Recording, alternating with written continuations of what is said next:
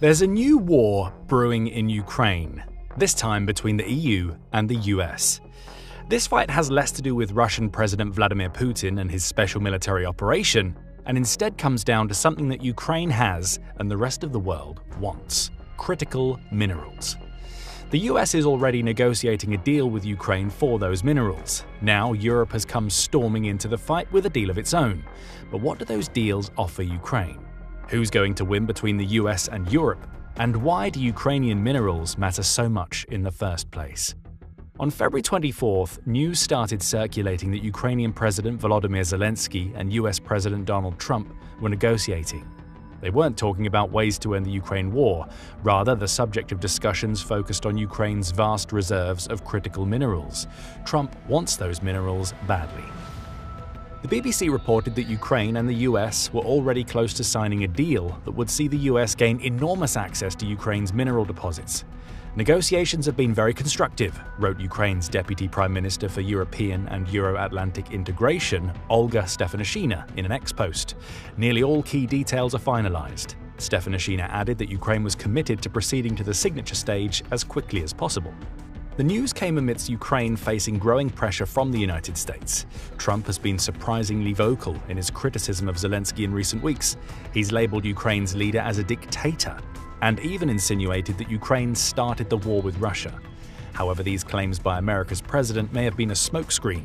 Perhaps Trump was both pulling the wool over Putin's eyes and using his growing relationship with Russia's president to push Ukraine into giving him what he wants. It looks like the ploy worked. However, talk about Ukraine's critical mineral deposits isn't anything new. When Zelenskyy met Trump in September 2024, while the latter was still on the campaign trail, he presented a Ukrainian victory plan. Rumors at the time suggested this plan contained an agreement to provide the US with access to Ukraine's minerals. This represented Zelenskyy playing the political game. By offering Trump something he knew the future US president wanted, he gave Trump a tangible reason to continue supporting Ukraine in its war with Russia. After all, the US wouldn't get any of the minerals if Putin's forces overcame Ukraine's defenses. All seemed to be on track with the deal, but there was a problem. When negotiations started, Trump told Zelenskyy that the US wanted a 50% share of all Ukraine's rare earth minerals. According to Trump, that would reflect the amount of aid the US has provided to Ukraine over the last 3 years of its war with Russia. America's president claims that the US military and economic aid to Ukraine totals $500 billion. Zelenskyy believes otherwise. He says that American assistance so far totals around $100 billion, while also pointing out that the aid Ukraine has received so far was a grant, not a form of credit. Ukraine has no obligation to repay the US for that aid. The Kiel Institute for the World Economy's support tracker places the actual figure somewhere in the middle, though far closer to Zelenskyy's estimate. It says that the US has provided Ukraine with $119.79 billion so far, with a few billion more yet to be allocated. Regardless of who was right, the deal asked too much of Ukraine. Zelenskyy outright refused. "I can't sell our state," Ukraine's president replied, which prompted a redrafting of the deal. That redraft was even worse for Ukraine. Zelenskyy told reporters that the new draft called for the US to have full control over Ukraine's minerals. It also didn't contain the security guarantees that Zelenskyy wanted to see from the US. "I will not sign what 10 generations of Ukrainians will have to pay back," Zelenskyy said in a press conference after receiving the Sunday draft. International opinions about the American deal are divided. Former UK Prime Minister Boris Johnson supports it. He claimed on February 24th that access to Ukraine's minerals was a great prize, while rejecting calls claiming that America's tabled proposals were a rip-off. "What the Ukrainians get from this is the United States' commitment under Donald Trump to a free, sovereign and secure Ukraine," claimed Johnson. Other commentators disagreed, with some describing the proposed deal as colonial, a way for the US to take control of Ukraine without actually invading the country. Again, the truth is likely somewhere in the middle, but most seem to agree that the proposed US deal wasn't mutually beneficial and the EU has decided it's time to act. As all of this political wrangling has been going on, Europe was paying very close attention. The continent has its own concerns over America's maverick president. It worries that the US will strong-arm Ukraine to get the deal it wants by threatening to withdraw aid from Zelenskyy's brave forces. There are also ongoing concerns about what all of that would mean for NATO, with the possibility that Trump might pull the US out of the collective defense organization still looming. So Europe came up with a plan. rather than allow the US to sign a critical minerals deal with Ukraine, the continent would offer one of its own. This deal would give Ukraine more control over its precious resources while being beneficial to the entire continent. That deal has now been offered. At least that's according to Politico, which reported on the European Union's or EU's supposed offer to Ukraine on February 25th. It said that Europe had offered a new deal to Ukraine, just as Trump was claiming that the US was close to inking a deal with Zelenskyy. The pitch was made by Stéphanie Séjourné, who was the European Commissioner for Industrial Strategy, during a visit to Kyiv that marked the third anniversary of Putin's invasion of the country. 21 of the 30 critical minerals Europe needs can be provided by Ukraine in a win-win partnership, Séjourné claimed, when speaking to Agence France Presse. The added value Europe offers is that we will never demand a deal that's not mutually beneficial, added the commissioner. That sounds a lot more like what Zelenskyy wants out of the deal. With Europe, he'd hand over less control of Ukraine's rare mineral resources while maintaining a multi-country security partner. It sounds like an easy choice, right? But there's another twist to the tale. Even as Séjourné claimed that he'd offered a new deal to Ukraine, the European Commission denied that such a proposal existed. On February 25th, the Kyiv Independent published a report in which it quoted European Commission spokesperson Thomas Reinier. "There is no proposal," Reinier told the outlet, adding that the EU already has a deal with Ukraine relating to critical raw minerals that was formalized in 2021 via the Memorandum of Understanding. In other words, the EU deal already exists. This dates back 4 years, added Reinier. This cooperation is not only about securing supply chains for the EU, but also about fostering local value creation and capacity building in partner countries, ensuring mutual benefits. Reinier also added that Séjourné's comments weren't meant to imply that Europe was competing with the US on a deal. "This is really here about cooperation with Ukraine and not about any sort of competition with the US, added the spokesperson. Reinier noted that Séjourné was simply reinforcing the EU's intention to work alongside Ukraine per the agreements made via the Memorandum of Mutual Understanding. Feels a little murky. One minute, we seem to be seeing the US and EU lining up to fight over who gets control over Ukraine's vast mineral assets. The next minute, the EU is pulling out of that fight, claiming that any deal being mentioned in reports is just a deal that the EU signed back in 2021. Soon that murkiness may clear away. After all, it looks like the US has gotten what it wants. In the early hours of February 26th, Ukraine claimed that it had agreed to terms with the US on the crucial minerals deal. No confirmation has come from the office of President Trump as of the writing of this video, likely due to the time difference between Ukraine and the US. However, the agreed-upon deal seems more favorable to Ukraine than the one Trump presented to Zelenskyy on February 23rd. Sky News reports that the new American deal no longer contains an initial demand from the US for $500 billion of the potential revenue generated by Ukraine's resources. That appears to be a major backpedal for Trump. Whether he still feels Ukraine owes the US $500 billion doesn't matter. If Ukraine is to be believed, the US won't be receiving that money via the minerals deal. However, Ukraine doesn't get all its own way in the revised agreement. The latest draft doesn't include a commitment from the US to provide security guarantees to Ukraine should a ceasefire between it and Russia be negotiated.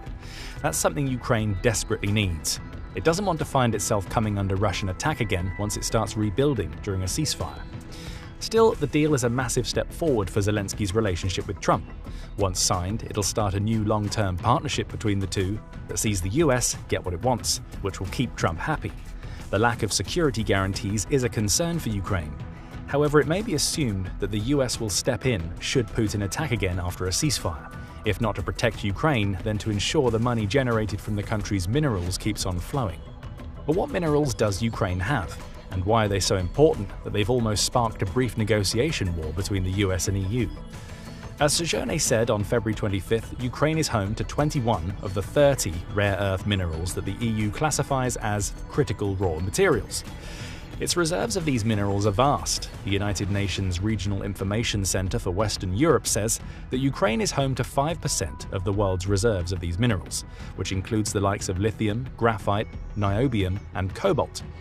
Ukraine's Deputy Minister of Environmental Protection and Natural Resources Svetlana Grinchuk pointed this out in 2022 while speaking at the UN Economic Commission for Europe. She said Ukraine is home to 5% of the rare earth mineral reserves, despite the country only accounting for 0.4% of the Earth's surface. In other words, Ukraine is a treasure chest of precious materials. It's just waiting for allies to help it unlock the chest. Lithium is the headline mineral of the bunch. The mineral is an essential ingredient in rechargeable batteries, which are used in everything from smartphones and laptops to electric cars and weaponry. Ukraine has a lot of it, about 500,000 tons, according to the National Academy of Sciences in Ukraine. The problem is that two of the country's key mining sites, Shevchenkivsky in Donetsk and Kruta Balka in Zaporizhia, are currently located in conflict zones. Russia is actively fighting Ukraine in territories where its rare earth minerals are found. That's no coincidence. Behind all of Putin's rhetoric about wanting to reclaim Ukraine as part of Russia, there's a clear desire to get his hands on the country's valuable resources. That's one of the reasons why he spent so much of 2024 and into 2025 pushing for Donetsk. Putin hopes that claiming the territory will give him access to a steady supply of lithium. And it's even better if a peace plan with Ukraine allows Russia to keep the territory it's captured so far. Russia would gain full control over the resources in Donetsk. Right now, Moscow is believed to control around 40% of Ukraine's metallic minerals. Russia also occupies territory containing 63% of Ukraine's coal mines, along with half of its cesium, tantalum, manganese, and rare earth deposits. According to Ukraine's economy minister, Yulia Sviridenko, those resources are worth about $350 billion alone. Seizing those assets is key to Putin's war strategy because it allows him to cut off a key source of income to Ukraine. Before Putin launched his February 2022 invasion, Ukraine's minerals accounted for 6.1% of its gross domestic product and 30% of its exports. And there are other minerals besides lithium to which Europe and the US wants access. For instance, Ukraine provided 7% of the titanium used around the world in 2019. That rare metal is used for building planes and nuclear power plants. It was also responsible for 20% of the world's graphite before Russia invaded, which is another material used in nuclear power plants along with electric vehicles. Ukraine is also perfectly positioned to meet rising global demand, according to the UN. It says that demand for copper is expected to increase by 40% over the next few decades, with demand for lithium rising by 90% during the same period. There's also demand on the environmental front. The International Energy Agency says that meeting global net zero carbon emissions by 2030 requires the opening of 50 new lithium mines, along with 17 cobalt and 60 nickel mines. Again, Ukraine is home to all of these materials, which could make it a crucial contributor to combating global climate change. All of this brings us to the question of why Ukraine's mineral resources are so important to the US and the EU. We've just touched on one of the answers. Ukraine's rare mineral reserves are going to become increasingly vital in the coming years. Not that they aren't already. Global demand for lithium and copper is already massive. But as more countries move toward renewable energy technologies, demand will only grow. Think about what that means from a profit perspective. On the lithium front, a single ton of this material costs $10,452.30 as of February 25th. Multiply that by 500,000, which is the number of tons Ukraine has in its reserves, and you get $5.226 billion. And that's a low-end price. In December 2022, per-ton prices for lithium were around $80,000. That would have made Ukraine's reserves worth a massive $40 billion. The price of this material may rise again given the world's increasing use of lithium in electric products. As other reserves run dry, Ukraine's lithium could be a massive money spinner for Europe and the US. Dr. Robert Mugger, who's the principal of SecDev, expands on this. He points out that critical minerals are the foundation of the 21st century economy. They are crucial in renewable energy, as already mentioned, but also offer expansive military and industrial infrastructure applications. Mugger claims that minerals are playing a growing strategic role in geopolitics and geoeconomics. With that growing role will come more potential for profit, which is great for Ukraine. But it's also great for Trump because it means he gets to claim a big win in clawing back the money he believes Ukraine owes the US. However, future profit may not be the main reason that Trump wants Ukraine's minerals so badly. There's another factor at play here: China. Right now, China is one of the dominant powers in critical mineral refining capacity. The Guardian says Beijing handles refining for about 35% of the world's nickel, along with up to 70% of its lithium and cobalt. It's also the biggest player when it comes to rare earth elements, or REEs. China accounted for nearly half of the world's supply of REEs in 2024 and handled almost 90% of its refining of these precious materials. Now think about what Donald Trump has done to China since he became president. He's instigated a trade war with China using his tariffs. Trump's 10% tariffs on all Chinese imports took effect on February 4th.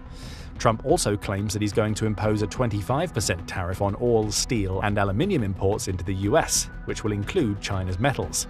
This has already triggered a response from Beijing. China is taking a tit-for-tat approach by implementing tariffs of its own. It now has a 15% border tax that applies to all imports of US liquefied natural gas and coal products, along with a 10% tariff on large engine cars, crude oil, and agricultural machinery. China also imposed a ban on rare mineral exports to the US in December 2024. That ongoing trade battle is evolving into a major problem for the US on the critical minerals front. With China being so deeply entrenched in that sector, the US has to look for alternatives to keep supplies of these minerals flowing into the country. Trump's deal with Ukraine is his get-out-of-jail-free card when it comes to the mineral issue. The EU likely sees a similar threat related to China controlling so much of the world's critical mineral reserves, which is why it struck its own deal with Ukraine back in 2021. China has been on Trump's mind ever since he took office, according to a February 25th article by The Conversation. It points out that China also controls a large portion of the world's gallium reserves, which is key to many of America's most modern defense technologies. Ukraine is the world's fifth largest gallium producer, meaning Trump has been eyeing up his minerals deal for a long time because he knows Ukraine can replace the lost flow of Chinese gallium. Trump is also wary of Putin's close relationship with China, especially given that China has become the dominant force in that twosome, according to The Conversation. Beijing's increasing influence needs to be countered, at least in Trump's mind. The minerals deal with Ukraine is a way to take power away from China. If Ukraine can offer the minerals that China no longer provides to the US, Trump proves to Beijing that the world doesn't need China as much as Beijing thinks it does. Zelenskyy is keen on critical mineral deals, whether with the US or the EU, because those deals can reopen a valuable part of his country's economy. And even when those deals don't include security guarantees, as is the case with the US deal, they're still valuable. Each deal makes the West more reliant on Ukraine's most valuable resources at a time when China is cutting the West off from those resources. The US and EU will want to hold on to that value, meaning they may provide Ukraine with security and greater access to its own minerals, even if neither provides any guarantees. Perhaps Zelenskyy has conducted the biggest masterstroke in these deals. Security is implied, if not guaranteed. The deal Ukraine struck with the EU in 2021, and that is now being touted again, strengthens Ukraine's ties with its European partners. As for Ukraine's new deal with the US, it may just represent the olive branch Zelenskyy needs to lure America's president back to his side after several weeks of Trump seeming to favor Putin. And best of all, striking those deals also means that Putin will face direct opposition from the US and EU if he tries to claim the mineral resources in that territory that Russia currently occupies. But what do you think about Europe and America's mineral deals with Ukraine? Will they have an impact on the war? Has Zelenskyy used these deals to curry favor with the US at a time when American support seemed shaky?